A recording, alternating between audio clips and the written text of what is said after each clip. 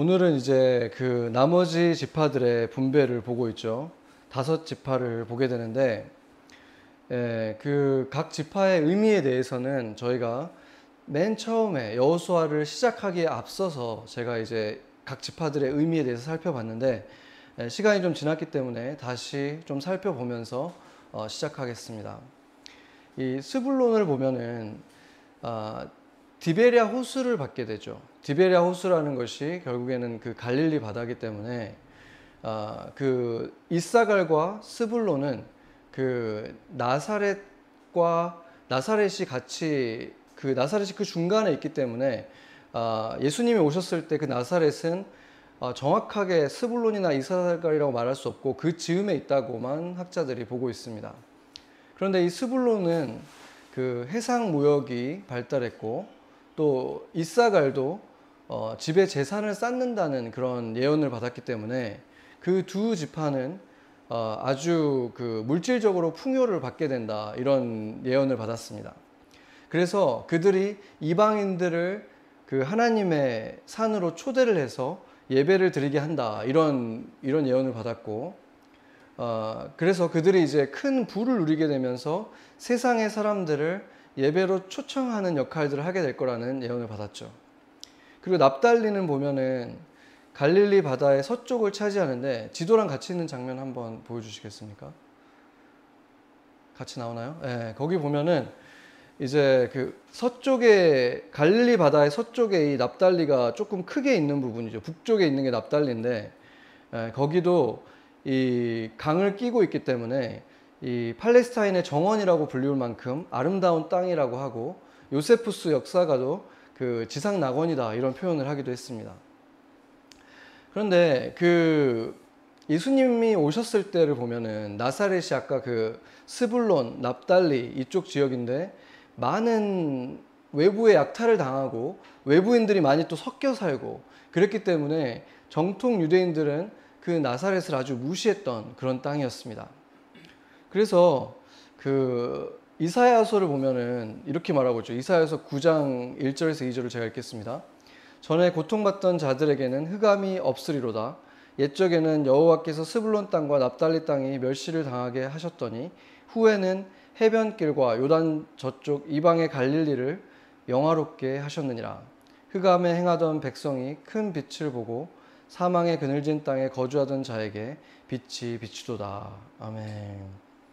그러니까 흑암 같았던 땅이었는데 그곳에 빛이 임한다고 했죠. 그 빛이 누구겠습니까? 예수님을 말하는 거죠. 네. 그리고 이제 아셀 지파인데, 아셀 지파도 다른 모든 형제보다 많이 받을 것이다, 이렇게 말을 했고, 발에 기름이 잠긴다, 올리브 기름에 그 발이 잠긴다라고 말을 했기 때문에 굉장히 많은 풍요를 얘기하고 있고, 또 거기에 그 빗장을 그 철과 노 빗장이 있다고 얘기를 하는데, 그것이 이제 그 신명기에 지금 모세가 예언한 것들을 제가 얘기하고 있는 거예요. 거기에서 금속이 아주 풍부한 지역을 차지하기 때문에 그들도 풍요로울 것인데, 특히 창세기에 그 야곱이 예언할 때는 뭐라 그러냐면 임금의 수라상을 아셀이 맡을 것이다, 이렇게 얘기를 했거든요.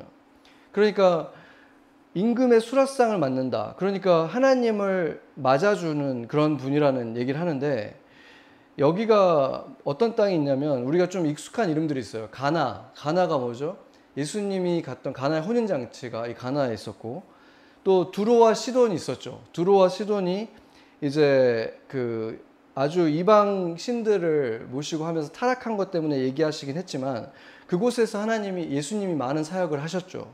그렇기 때문에 이곳이 바로 아셀인데, 아셀의 지파의 특이한 점이 뭐냐면 아기 예수를 만나기 위해 저번에 우리가 시므온이 있었다고 했잖아요. 시므온이 기다렸다고 했는데 또 한 명이 더 있었죠. 안나라고 하는 여선지자가 있었는데 그분이 바로 아셀 지파라고 말하고 있습니다.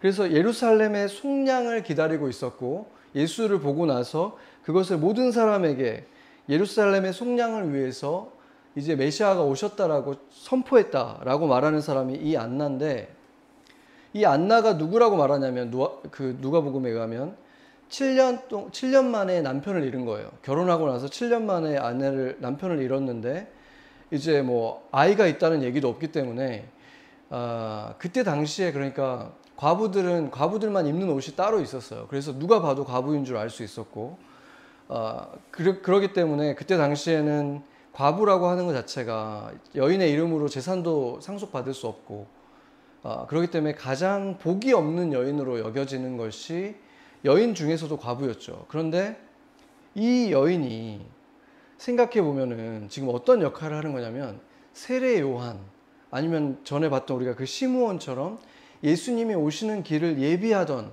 그 사람 중에 한 명이었던 거예요.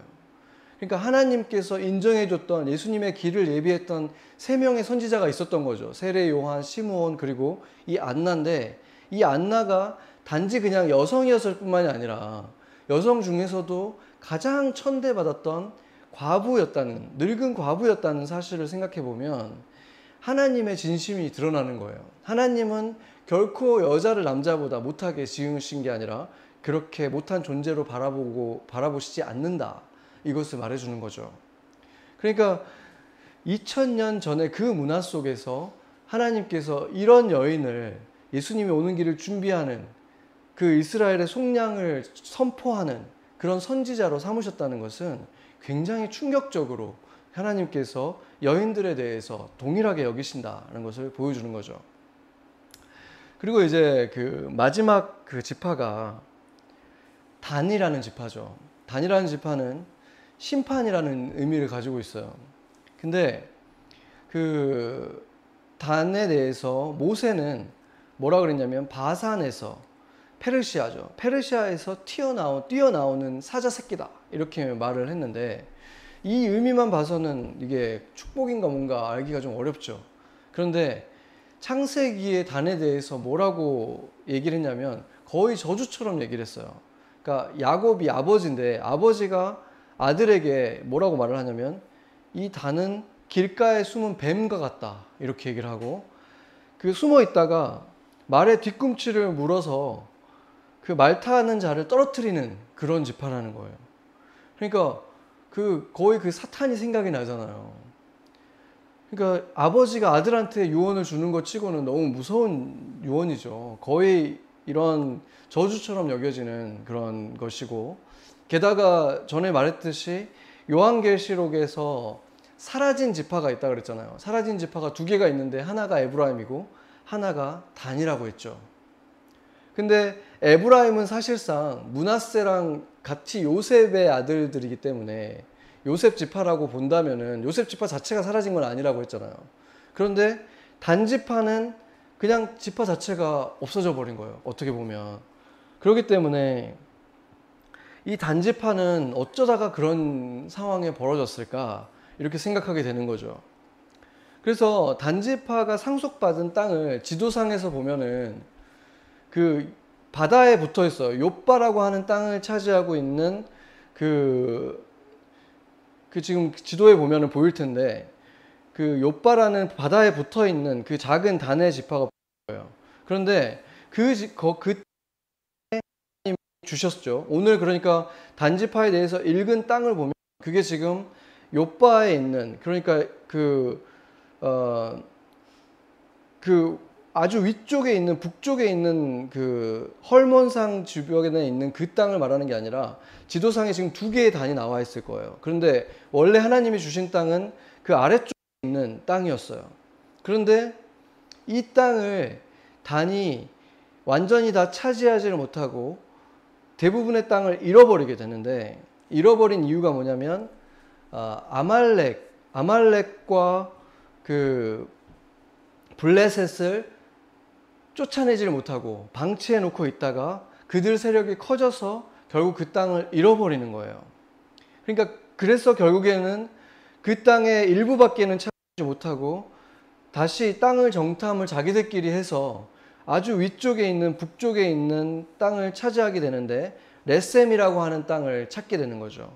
근데 그 레셈이라고 하는 땅은 바알과 아스타롯의 본거지와 같은 땅, 그러니까 페르시아의 영토였던 땅이 바로 그 땅입니다. 그런데 그 땅을 차지하게 되는 그 과정을 사사기가 아주 자세하게 기록을 하고 있는데 그곳에 블레셋이 아주 강한 그 종족이었고 또 아말렉이 강한 종족이 거기를 차지하고 있으니까 그 땅을 이제 자기가 혼자서 공격해서 차지할 자신이 없는 거죠. 그렇기 때문에 그 지파에서 자체적으로 정탐꾼 5명을 보내서 좋은 땅이 있는지 한번 알아봐라 보내는 거예요. 그래서 그 정탐꾼들이 찾아다니다가 결국에는 그 북쪽의 끝에 있는 땅을 발견하는데 그 땅을 마음에 들어한 이유가 뭐라 그러냐면 그 땅에 군대들이 굉장히 약하다는 거예요. 그러니까 자신들의 병력을 가지고 충분히 이길 수 있다.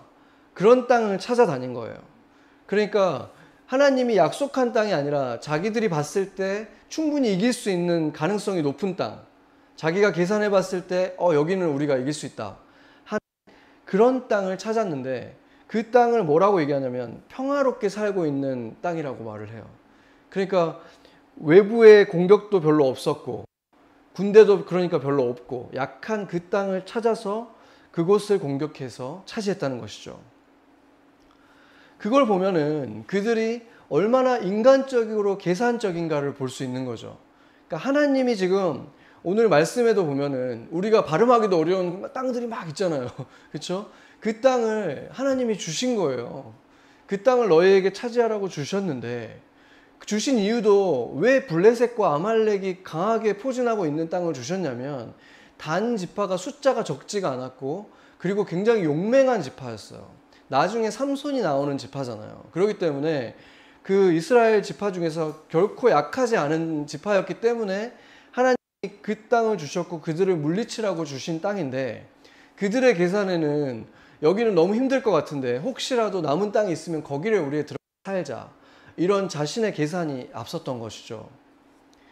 그러면서 그 사사기에 보면은 그 땅을 차지해 놓고 뭐라 그러냐면 이 땅이 하나님이 우리한테 주신 땅이다. 이렇게 말하는 거예요. 그러니까 하나님이 주셨다고 말한 적이 한 번도 없는데 자기들 스스로 하나님이 주셨다고 우기는 거죠. 그래서 오늘 본문을 보면은 그들이 땅을 확장했다고 말을 하니까 하나님께서 마치 그 주신 것보다 그들이 용감해서 더 넓은 땅을 차지했다 이렇게 우리가 생각할 수 있잖아요. 근데 우리가 왜 그렇게 생각하냐면 우리는 확장이라는 말을 되게 좋아하거든요. 커졌다 그러면 되게 좋아하거든요. 그러면은 그게 하나님이 축복해 준 거고 그게 마치 내가 가야 될 길이고 그렇잖아요. 그렇게 그냥 무조건 생각하는 거예요. 익스텐드 됐다고 생각하면 익스펜션 했다고 하면 그게 하나님의 축복이라고 우리는 우기는 거예요. 그런데 이 단의 예를 보면 결코 아니었거든요. 왜냐하면 그랬기 때문에 하나님이 주신 땅은 모세에게 가서 물어보지도 않았어요. 여호수아에게 가서 물어보지도 않았고 다른 사람들은 에브라임은 차라리 얘들보다 나은 거예요. 왜냐하면 에브라임은 가서 우리가 그래도 두 지파인데 한 번 더 제비뽑기를 해서 더 넓은 땅을 가져야 되지 않습니까? 그들도 계산적이긴 했지만 그래도 그 오토리티한테 가서 물어봤잖아요. 그거를 우리가 차지해도 되겠냐?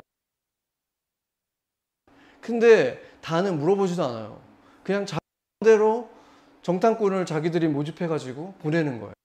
그래서 쉬운 상대를 찾아서 차지해버렸다는 거죠.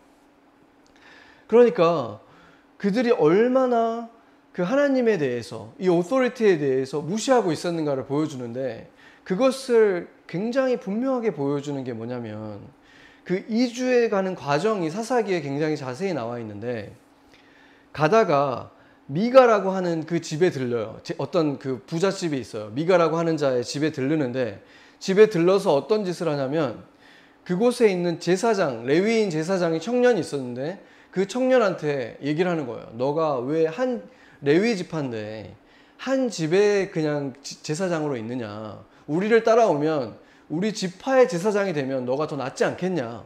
이렇게 딱 유혹을 해서 그를 한마디로 스카웃 해가지고 뺏어가는 거예요. 뺏어갈 뿐만 아니라 근데 그냥 그렇게 뺏어가면 좀 좋게 해석할 수도 있죠. 그래도 진짜 이렇게 개인의 제사장으로 있는 거는 옳지 않잖아요. 근데 그게 그들이 좋은 의도가 아니었다는 걸 알 수 있는 게 뭐냐면 그 집안에는 그 미가라고 하는 자가 만든 신상이 있었어요. 그 은으로 부어 만든 신상이 있었는데 그걸 꼭 챙겨와라. 이렇게 해서 그 신상도 같이 가지고 가는 거예요. 그 단 지파가 레셈에 갈 때 그 신상과 이 레위인을 같이 데리고 가는데 그거 자체도 굉장히 약하잖아요. 악한데 그들이 그러면 거기에 레위인이 있고 신상이 있는 걸 어떻게 알았을까? 어떻게 알았냐면 5명의 그 단지파의 정탐꾼이 갈 때 가다가 이제 피곤하고 지쳤을 때 이 미가의 집에서 신세를 진 거예요. 신세를 지면서 묵으면서 그 레위인이 있다는 걸 알고 그 레위인이 가지고 있는 신상이 있다는 걸 알았죠. 왜냐하면 우리가 저기로 가는데 거기로 가면 잘 되겠느냐 전보듯이 물어본 거예요. 그 레위인한테.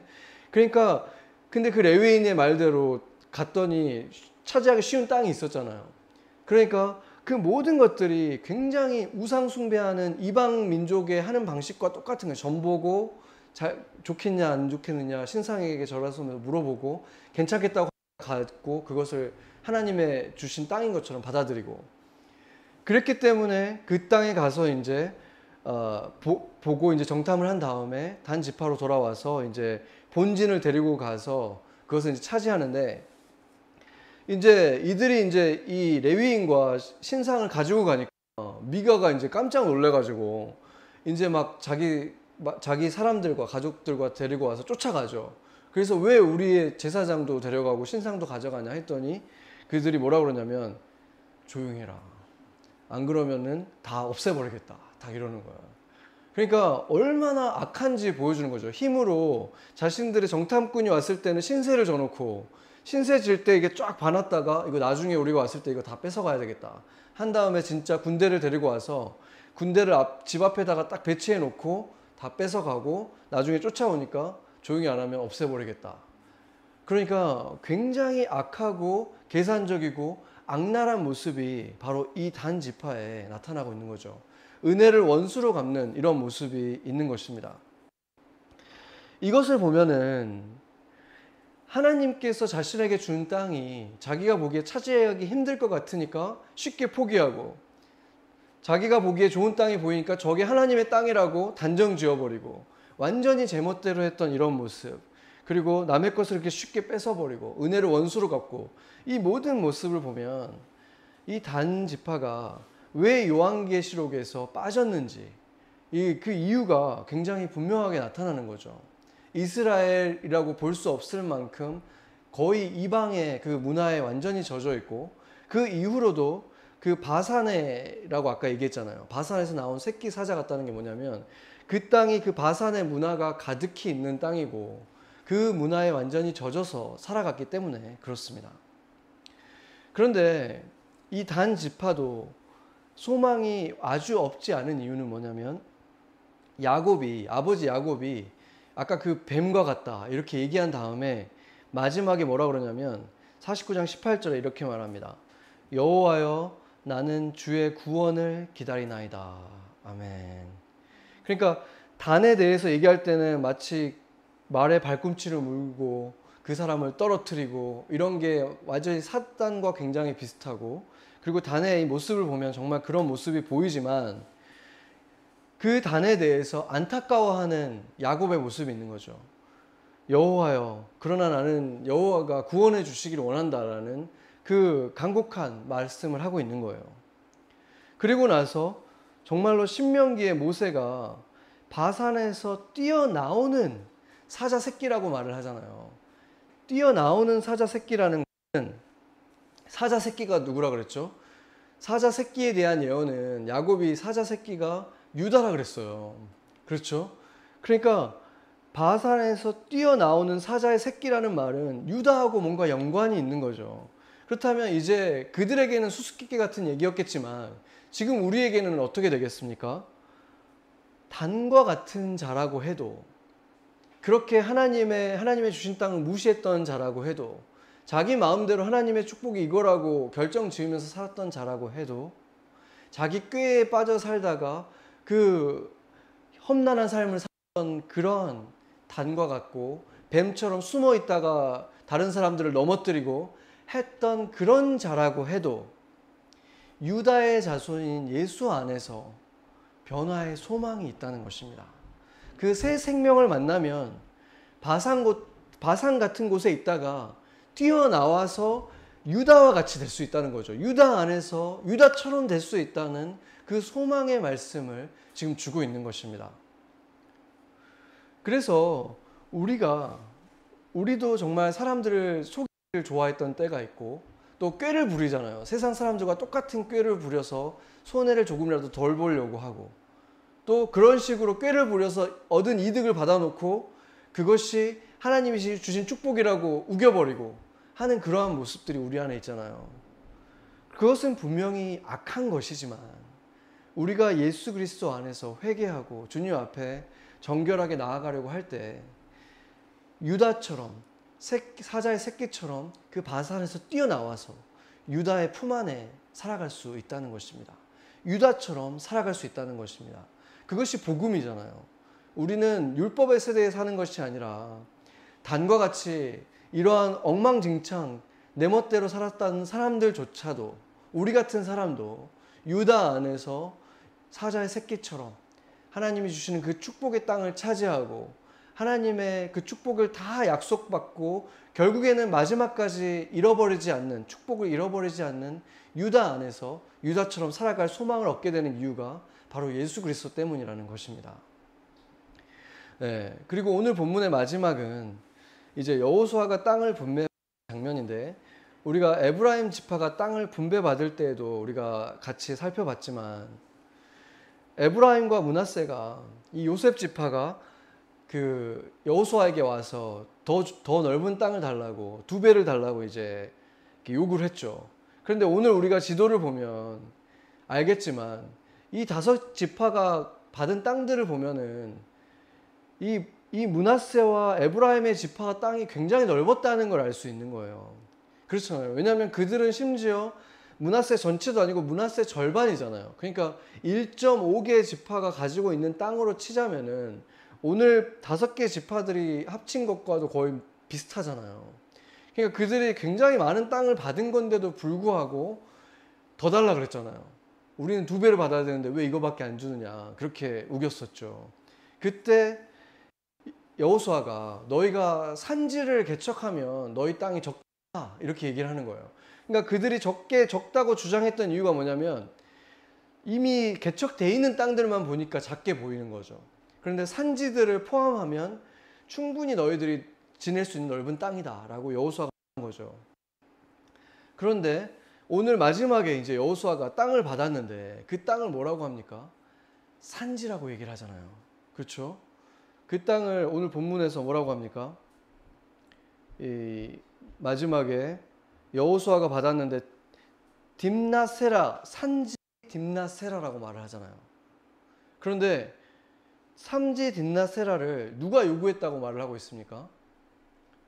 여호수아가 요구했다고 말하잖아요. 그러니까 여호와가 명령을 한 거예요. 여호와는 제비 뽑을 필요 없이 그냥 요구하는 땅을 주라 라고 얘기한 거예요. 근데 요구하는 땅을 준 사람이 2명이죠. 누구였습니까? 갈렙과 여호수아예요. 왜냐하면 하나님이 약속을 하셨거든요.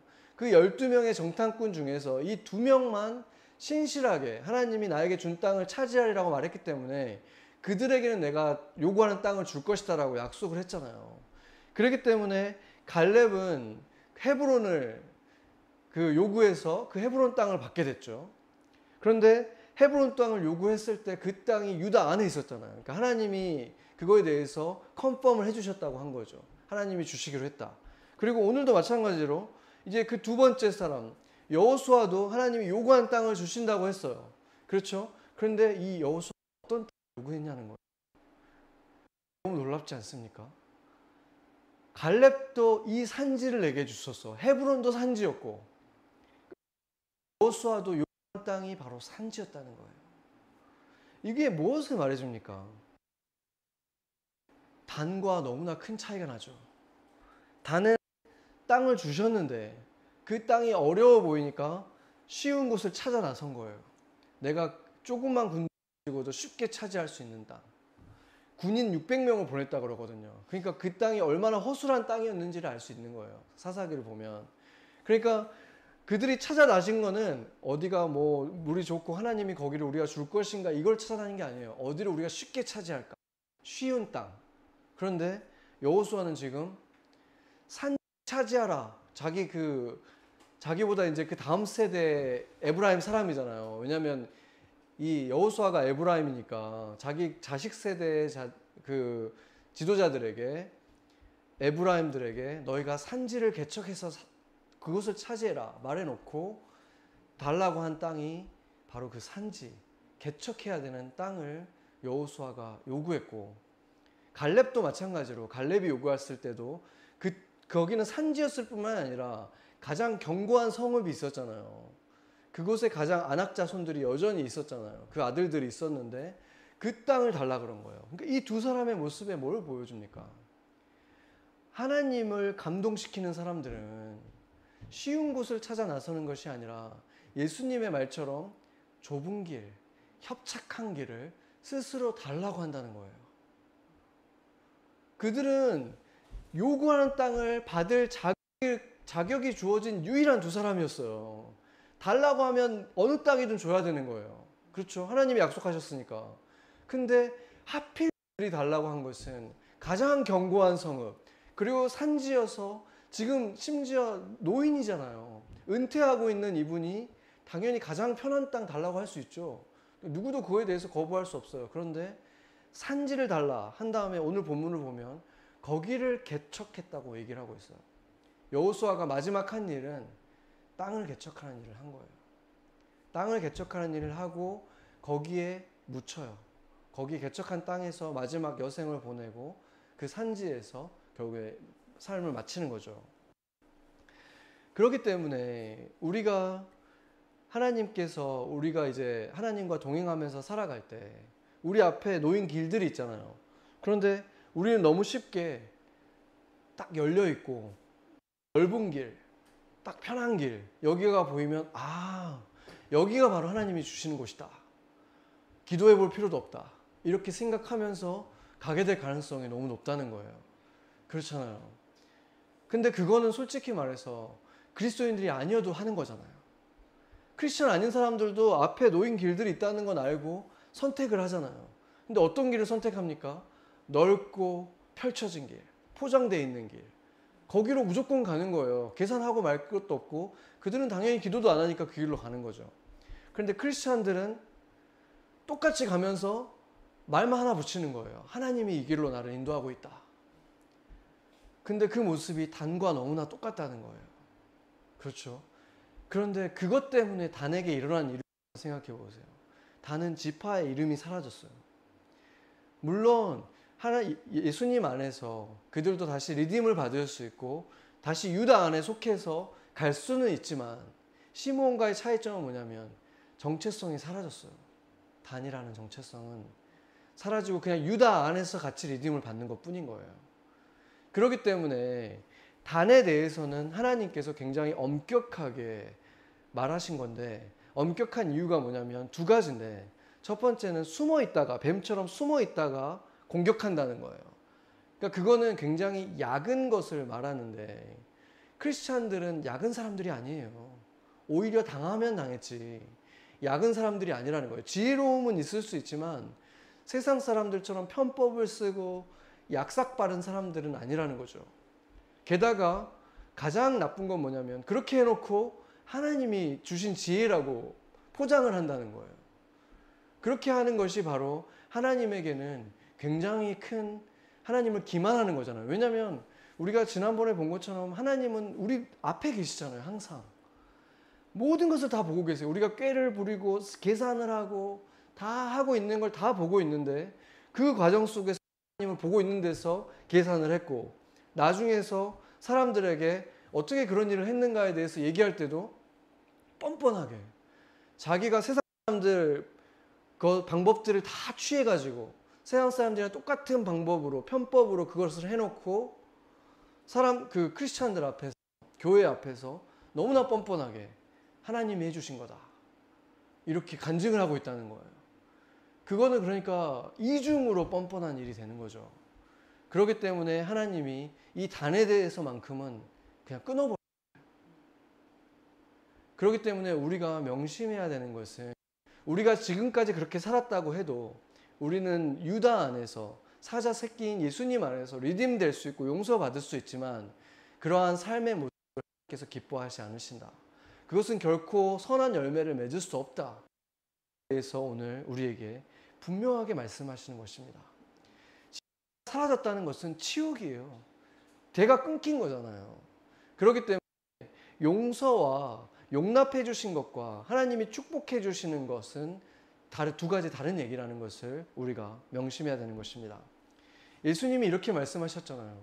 너희가 천하를 얻고도 목숨을 그것이 무슨 소용이 있느냐 이렇게 말했잖아요. 그렇기 때문에 우리가 세상의 방법으로 천하를 얻는다고 해도 하나님 보시기에 그러한 야가 빠진 방법, 편법을 써서 얻는 것은 하나님에게 열매는 조금도 맺을 수 없는 것이다. 세상 사람들은 박수 쳐줄지 모르지만 하나님에게는 아무런 열매를 맺을 수 없는, 하나님이 조금도 기뻐하지 않는 것이라는 것을 말하고 있는 것입니다. 여러분의 인생의 목적은 어디에 있습니까?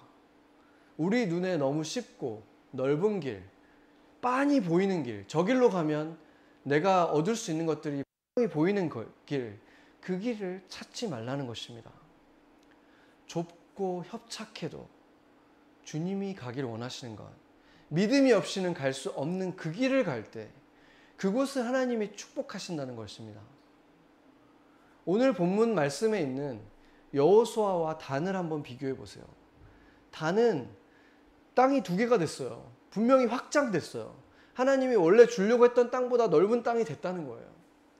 그리고 그 땅에 가서 평화로운 사람들을 싹 다 전멸시켰어요. 그런데 하나님이 그걸 기뻐하지 않았어요. 그리고 지금 그들은 지파가 끊어져 버리는 치욕을 갖고 있지만 여호수아는 보세요. 여호수아는 그때 당시에는 어리석은 선택을 한 거예요. 말만 하면 다 가질 수 있는데 왜 그 어려운 곳에, 그 노년에 은퇴할 나이에 개척을 하는 땅으로, 산지로 왜 들어가나. 사람들이 생각할 때는 어리석다고 했을 거예요. 그렇지만 바로 그 선택 때문에 영원히 영광스러운 이름이 되잖아요. 하나님 앞에 신실한 사람, 말만 했을 뿐만 아니라 다른 사람들한테 시키기만 하는 사람이 아니라 나도 에브라임이기 때문에 나도 개척하겠다. 자기도 포함되어 있다는 거죠. 그것을 했던 그 신실한 모습을 가졌을 때 여호수아라는 이 이름이 영원히 영광을 받는 이름이 되잖아요. 우연히 예수님과 이름이 똑같은 게 아닌 거죠. 바로 그러한 어리석은 좁고 협착한 선택을 할 때 그것은 믿음으로만 할 수 있는 선택이기 때문에 결국에는 영원한 관점에서는 결코 영광을 잃어버리지 않는, 하나님이 기뻐하는 선택, 영원히 영광받는 선택이 된다는 것입니다. 여러분은 지금 눈앞에 어떤 선택들이 되고 있습니까? 그것은 지금 보기에는 아주 작아 보이는 선택일 수 있지만 선택 속에서 분명히 좁고 협착한 선택이 있을 것이고 세상적인 눈으로 성공이 조금 보장되는 것 같은 선택이 있을 것입니다. 그 선택은 여러분에 달려있고 그 선택에 따라서 영원히 영광을 받을 것인가, 지금 당장 어쩌면 이 인생 동안에는 이름을 알리고 더 넓은 땅을 차지하게 될 수는 있지만 영원한 관점에서는 결코 하나님의 영광을 돌리는 인생이 될 수 있는 선택이 되는 것입니다. 같이 기도하시겠습니다.